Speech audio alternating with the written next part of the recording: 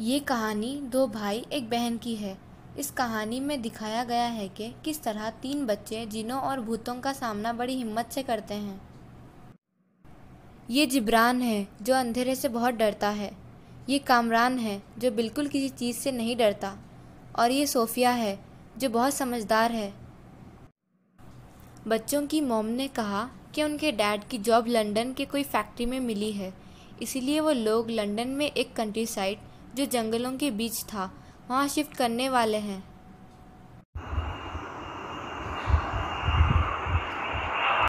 Mom, यहाँ तो बहुत सन्नाटा है। हाँ, लेकिन बहुत खूबसूरत भी है। हाँ, मैं यहाँ फुटबॉल क्रिकेट सब खेल सकता हूँ। नया घर नई जगह पसंद आई बच्चों? पर मॉम, ये जगह खूबसूरत भी है पर थोड़ी स्केरी भी है। अजीब लग रहा है। ओहो बेटे, तुम तो वैसे भी हर चीज़ से डरते हो। तीनों बच्चों का एडमिशन हो गया। वो स्कूल घर से थोड़ी दूर था। बीच रास्ते में एक घना जंगल पड़ता था जहाँ कई बार अजीब अजीब हादसे हुए थे। यहाँ तो कोई नज़र नहीं आ रहा है। कितनी खामोशी है। हाँ, मुझे डर लग रहा है। ओहो, तुम तो हर चीज़ से ही डरते हो। दूसरे दिन जब तीनों स्कूल जा रहे थे उसी रास्ते से, जिब्रान को कुछ आवाज़ सुनाई दी, जैसे कि कोई उन तीनों का पीछा कर रहा है।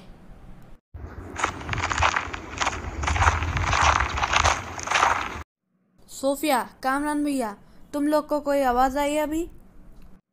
नहीं, क्यों, क्या हुआ? मुझे किसी के चलने की आवाज़ आई। ऐसे लगा कोई हमारे पीछे चल रहा है। नहीं जिब्रान, कोई नहीं है, देखो। दूसरे दिन जब बच्चे स्कूल जा रहे थे, अरे कितना अच्छा बॉल है, पता नहीं किसका है। जिब्रान सोच ही रहा था कि मैं बॉल उठा लूं या नहीं, पर अचानक बॉल खुद ही आगे बढ़ने लगा। ये देखकर जिब्रान डर गया। हाँ, बॉल अपने आप कैसे मूव हो रहा है? सोफिया, कामरान भैया, क्या हुआ? ये बॉल खुद से ही मूव हो रहा है। नहीं, हवा से हिला होगा। ओहो, इतना वहम मत करो। चलो, स्कूल के लिए देर हो रही है।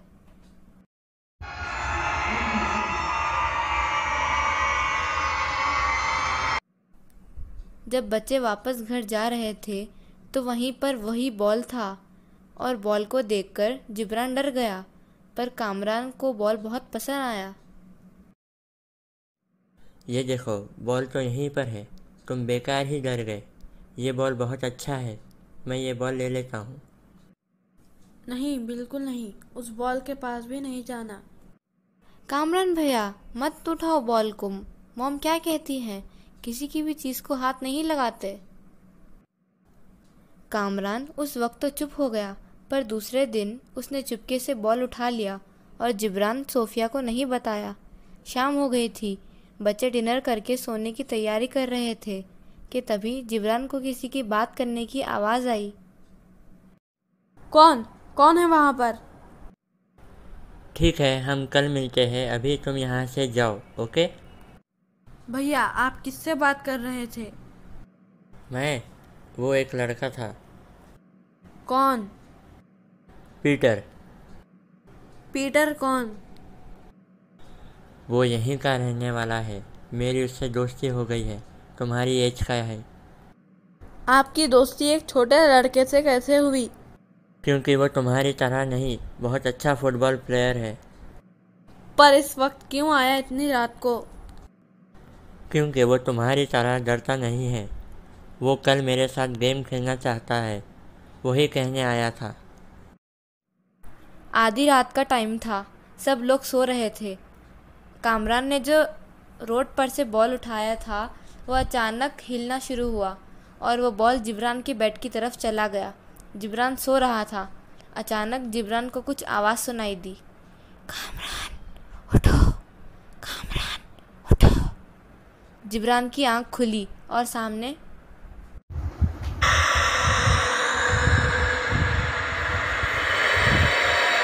मॉम, क्या हुआ? मॉम, यहाँ पर एक भयानक औरत थी। नहीं बेटे, यहाँ कोई नहीं है। नहीं जिब्रान, कोई नहीं है, मैंने हर जगह देख लिया। जिब्रान बहुत डर गया था। उसे ये समझ में नहीं आ रहा था कि वो औरत कौन थी और सेकंड्स में कैसे गायब हो गई। डर की वजह से जिब्रान को बुखार आ गया। फिर दूसरे दिन मॉम, हाँ बेटे, बोलो। कामरान भैया और सोफिया कहाँ हैं? वो दोनों स्कूल गए हैं। तुम जाओ, आराम करो। अस्सलामु अलैकुम मॉम। आ गए आप दोनों? मैं अकेले आई हूँ मॉम। क्यों? कामरान कहाँ है? वो फुटबॉल मैच खेलने के लिए गए हैं उनके कोई नए दोस्त के साथ। वो कह रहे थे कि कुछ 1 घंटे के बाद आ जाएंगे। क्या हुआ मॉम, आप कुछ परेशान लग रही हैं। हाँ, मेरी एक कज़न यहाँ से कुछ दूर रहती है। उसकी तबीयत ख़राब है। उसके घर जाकर मुझे उसे हॉस्पिटल ले जाना है। तो आप जाइए मॉम। कैसे जाऊँ? जिब्रान को बुखार है। मैं सोची थी तुम दोनों जब स्कूल से आ जाओगे तब थोड़ी देर के लिए जाकर आ जाऊँगी। आप जाइए मॉम। तुम्हें और जिब्रान को अकेले छोड़कर कैसे जाऊँ? कामरान भी नहीं है और तुम्हारे डैड की भी आज नाइट ड्यूटी है। मॉम, भैया तो 1 घंटे में आ जाएंगे, आप जाइए। ठीक है, मैं जल्दी ही आऊँगी। तब तक जिब्रान का ख्याल रखना, वो बहुत डरा हुआ है। हाँ मॉम, आप आराम से जाइए। मॉम चली जाती हैं। सोफिया अंदर से लॉक कर लेती है और जिब्रान अपने रूम में सो रहा होता है। तभी उसे बॉल की आवाज़ आती है। वो उतरकर दूसरे रूम में जाता है जहाँ से आवाज़ आती है। तभी कोई बच्चा जिब्रान के पीछे से पास वाले रूम में जाता है और जिब्रान उसी बच्चे को देखकर उसके पीछे उस रूम में जाता है। रूम में जाते ही वो बच्चा अचानक गायब हो जाता है। ये देखकर जिब्रान डर जाता है।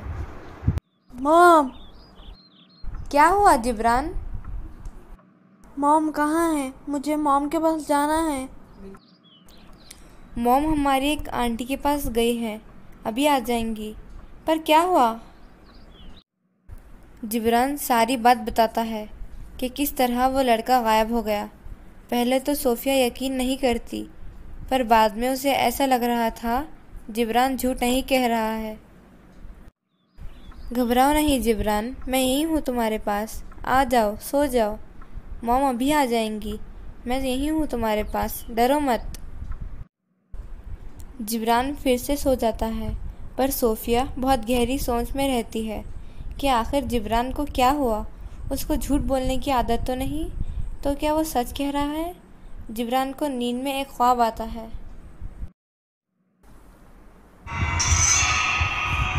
पीटर, पीटर, कहाँ हो तुम? मुझे यहाँ अकेले छोड़कर चले गए।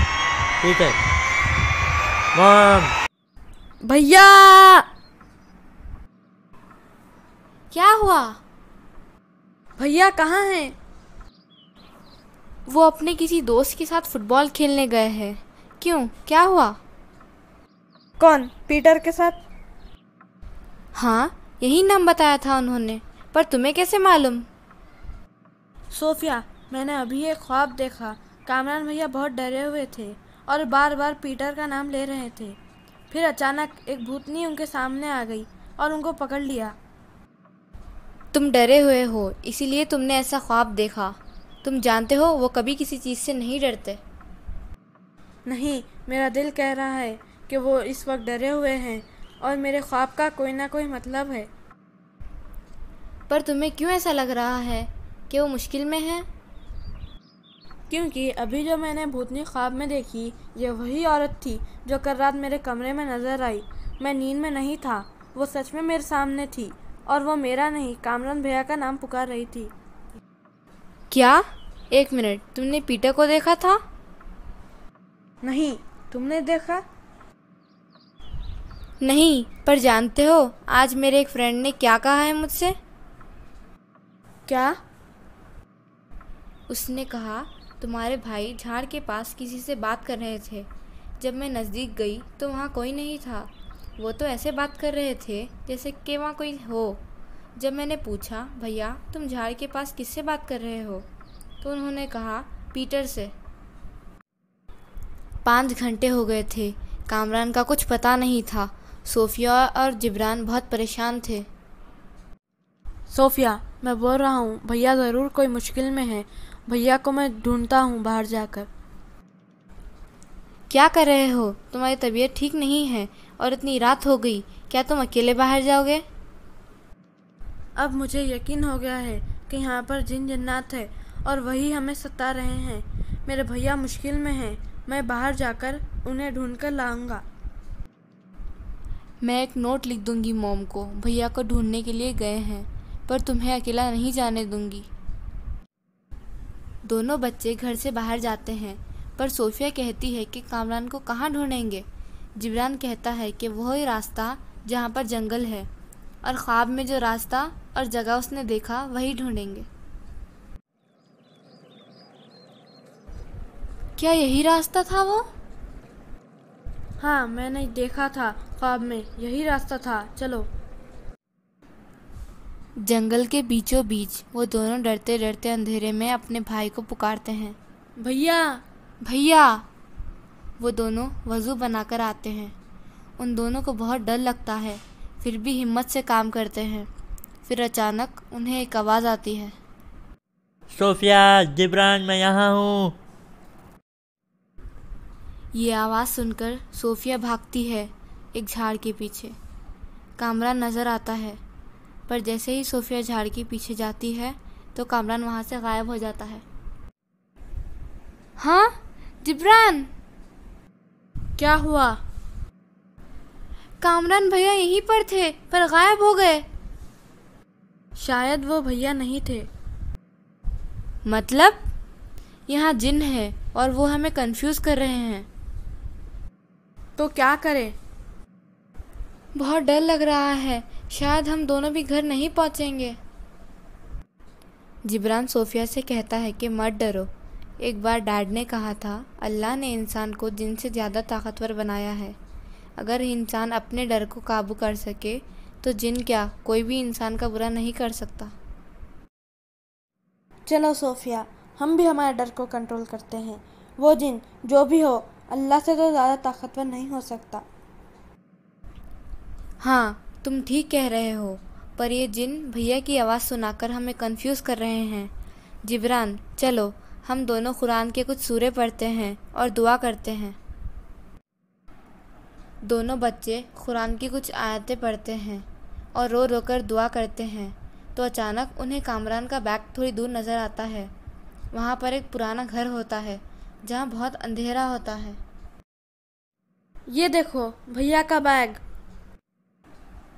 सच कह रहे हो, शायद भैया इसी घर में तो नहीं। चलो देखते हैं। बच्चे अंधेरे से डरते हैं, पर अपने डर को कंट्रोल करते हैं और इस्तग़फ़ार पढ़ते हुए अंदर जाते हैं। तो उन्हें वहाँ वही लड़का दिखता है जो अचानक गायब हो जाता है।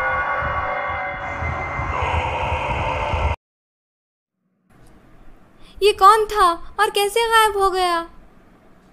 ये वही लड़का है, पर डरो मत, वरना ये और डराएगा। इस्तग़फ़ार पढ़ो।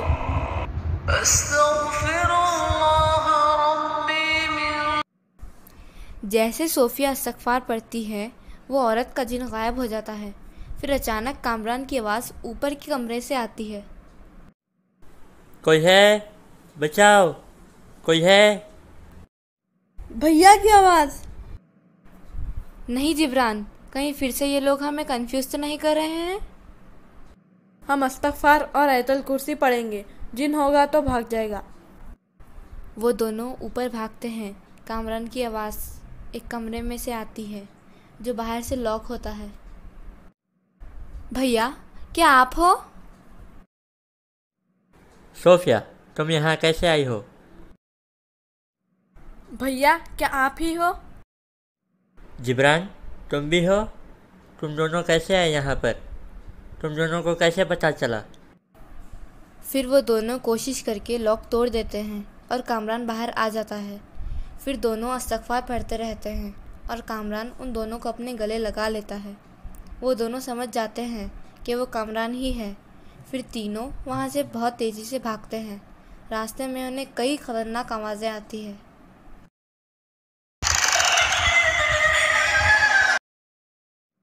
भैया मत डरो, इन आवाज़ों की तरफ ध्यान मत दो, बस इस्तग़फ़ार पढ़ो और भागो।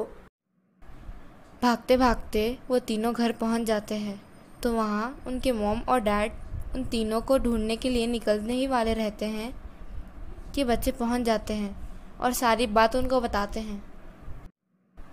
डैड ने अपनी जॉब से रिज़ाइन कर दिया था। दूसरे दिन ही वो लोग वो घर और जगह छोड़कर कोई और जगह जो सिटी में थी और आसपास बहुत सारे लोग थे वहाँ शिफ्ट हो गए और बच्चों का स्कूल भी छोड़ दिया। उस घर में बच्चे खुश थे क्योंकि वहाँ ऐसी कोई चीज़ नहीं थी। वैसे भी वो लोग जान गए थे कि डर को कंट्रोल करना ज़रूरी है, इसलिए वो अब हमेशा खुश थे।